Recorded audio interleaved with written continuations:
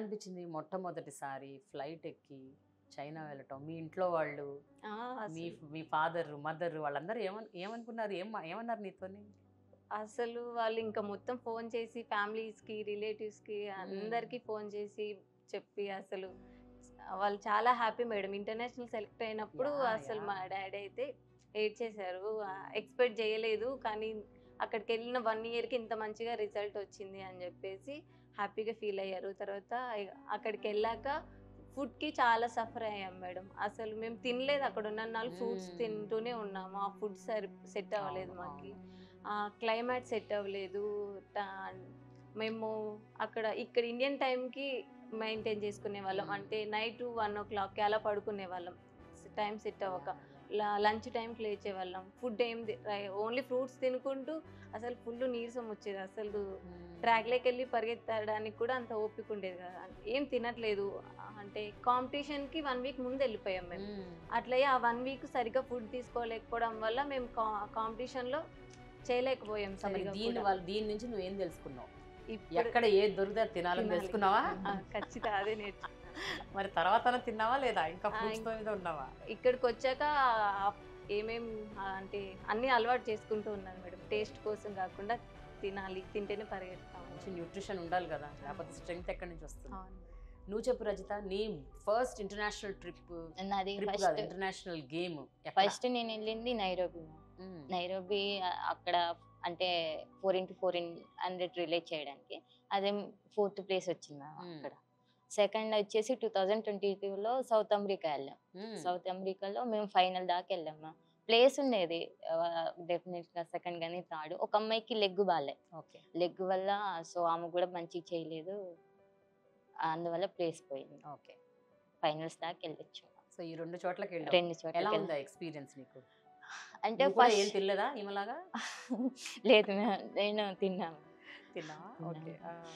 First ఎళ్ళినప్పుడు ఆ ఫుడ్‌కి అంత సెట్ అవ్వలేదు మ్యామ్. అంటే హ్మ్. ఫుడ్ అంత బాగుండేది కాదు. ఫ్రూట్స్ తినేసి అలాగా అంటే సెకండ్ టైమ్ ఎళ్ళిన తర్వాత అప్పుడు అర్థమైంది. ఏదుంటే అది తినేయాలి అనేసి. సో, ఏదుంటే అది తిన్నా. Very good. సో, ఈరోజు మీరున్న పొజిషన్‌లో మీ ఎయిమ్స్ ఏంటి? మీ యాంబిషన్స్ ఏంటి? నువ్వన్నావు ఇందాక, చిన్నప్పుడు నాకసలు అవేమి లేవు. జస్ట్ ఒక ఉద్యోగం, స్పోర్ట్స్ కోటాలో ఉద్యోగం వస్తే చాలు అని. ఇప్పుడు ఇక్కడికొచ్చాక మీకొక ఒక దిశా నిర్దేశం, ఒక డైరెక్షన్ మీ కోచ్‌లు గానీ, ఇక్కడున్న మీ ట్రైనర్స్ గానీ ఇస్తున్నారు. సో, ఇప్పుడేంటి? What is your aim? What is your ambition? ఏం చేద్దాం అనుకుంటే ఏం అవ్వాలని ఉంది నీకు? ఫస్ట్ నాకు ఒలింపిక్స్ ఆడాలని ఉంది మ్యామ్. ఉందా? పెద్ద డ్రీమ్ మ్యామ్ అది. హ్మ్. ఒలింపిక్స్ ఆడి మెడల్ తీసుకోవాలి. హ్మ్. ఒలింపిక్స్‌కి ముందు ఇంకా చాలా ఉన్నాయి. ఏషియన్ గేమ్స్ ఉన్నాయి, ఏషియన్ గేమ్స్, కామన్‌వెల్త్ ఉన్నాయి, వరల్డ్ కామన్‌వెల్త్ ఛాంపియన్‌షిప్స్ ఏమో కదా! చాలా అవును. చాలా ఉన్నాయి చాలా కదా! ఉన్నాయి. అవన్నీ కూడా ఎళ్ళాలి. Very good. నువ్వేంటి?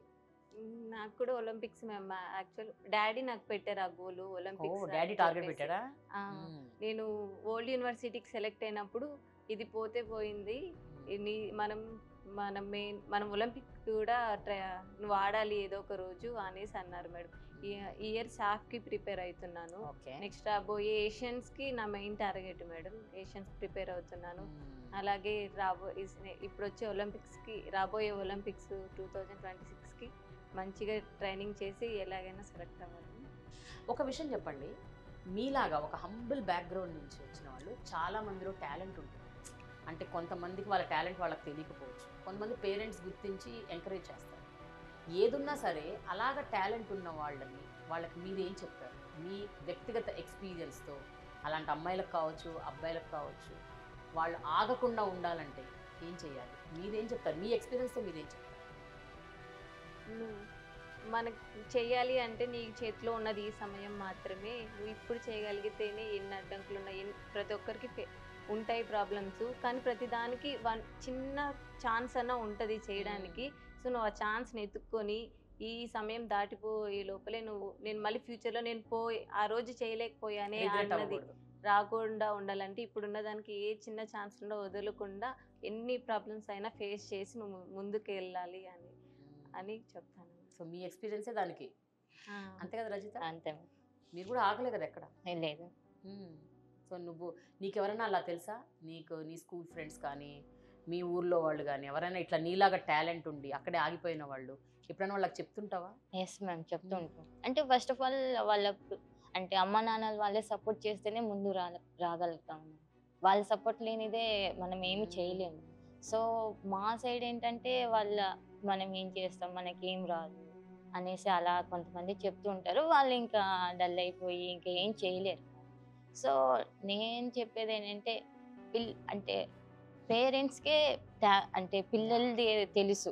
సో వాళ్ళ టాలెంట్ని గుర్తించే వాళ్ళు పేరెంట్సే. సో పేరెంట్స్ కానీ అక్క వాళ్ళు కానీ వాళ్ళు గుర్తిస్తే అంటే నా చెల్లే కదా భవిష్యత్తులో బాగుంటుంది అనేసి అంటే వాళ్ళ టాలెంట్ని గుర్తు చేసి సపోర్ట్ చేస్తే ఇంకా బాగుంటుంది.